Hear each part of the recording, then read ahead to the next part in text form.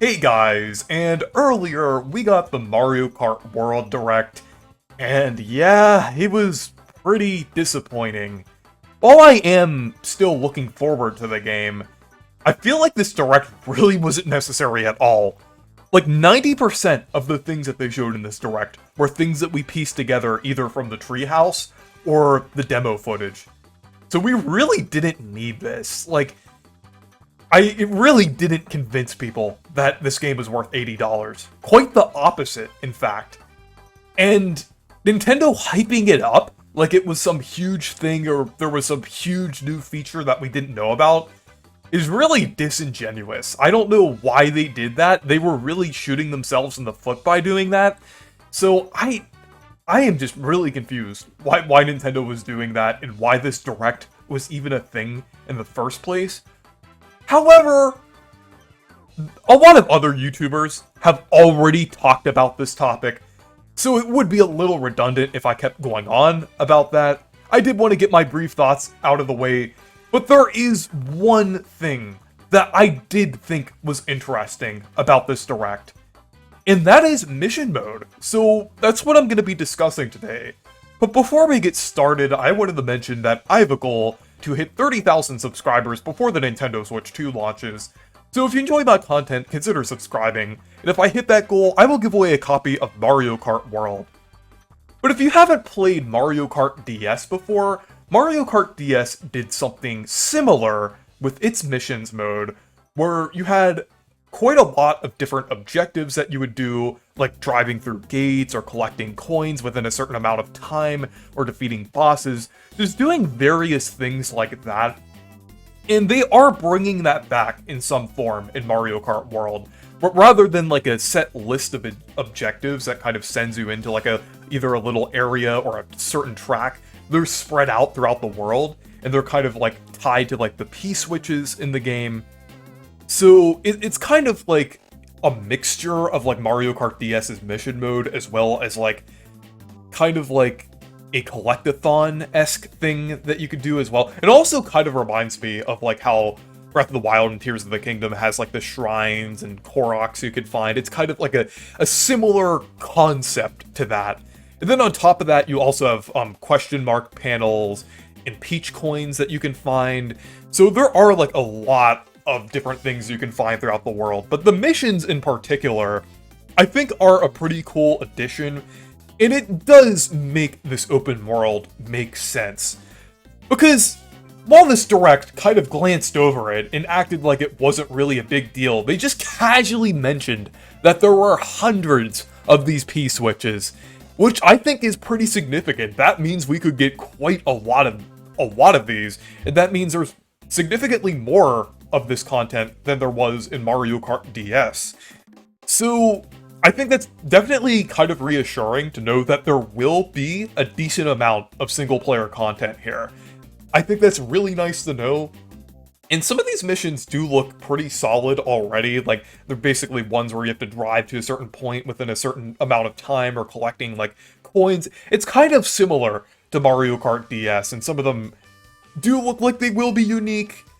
And I'm also hoping that there will be bosses in this. Even though they won't be tied into any story mode, I do hope they have, like, something akin to that, because they are explicitly calling these missions, meaning that these are based on, like, Mario Kart DS as well as Mario Kart Tour. And then Mario Kart Tour did technically kind of have, like, boss-esque, like, stages as well, or at least ones where you race against a certain character. So I do think we might see some of those for P-switches, and I do see, like, that there are P-switches pretty close to the tracks, so there will be some that are tied to certain tracks, most likely.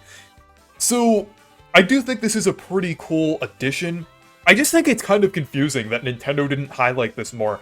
This is clearly one of the things that Nintendo was alluding to when they were saying, like, oh, there will be more to this open world if you wait till the Direct. But this was something that they just spent, like, 20 seconds on, if that. And this seems like this is, like, much more significant than what they're saying, just due to the sheer amount of P-switches and certain things you can find.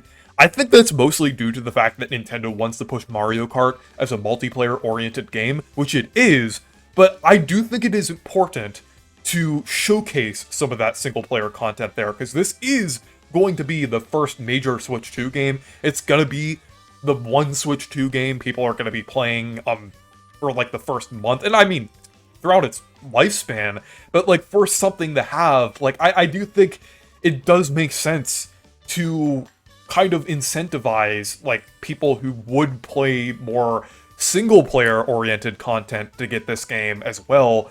And I think those missions would be a good way to kind of showcase that.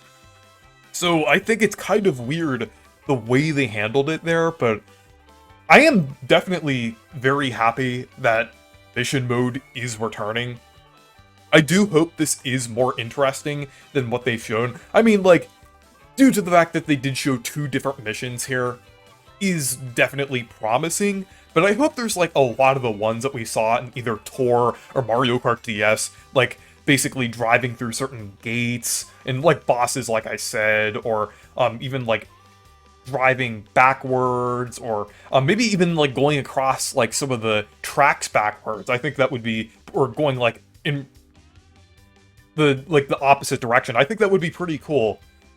So I think there's definitely a lot of potential that they could do with this mission mode. And I also like the fact that they are tying some collectibles to this as well, and that goes for also the other things that you could find in the open world, like the panels and coins. You could basically unlock different decals with them. I think that's how you get the decals that you could like put on your carts. I think that's pretty cool. And I definitely think that is a good way of incentivizing people to kind of go out and find things in the big open world here. But yeah, I definitely think it's pretty exciting that we are seeing some form of mission mode. Does it make the game worth $80? No, not really.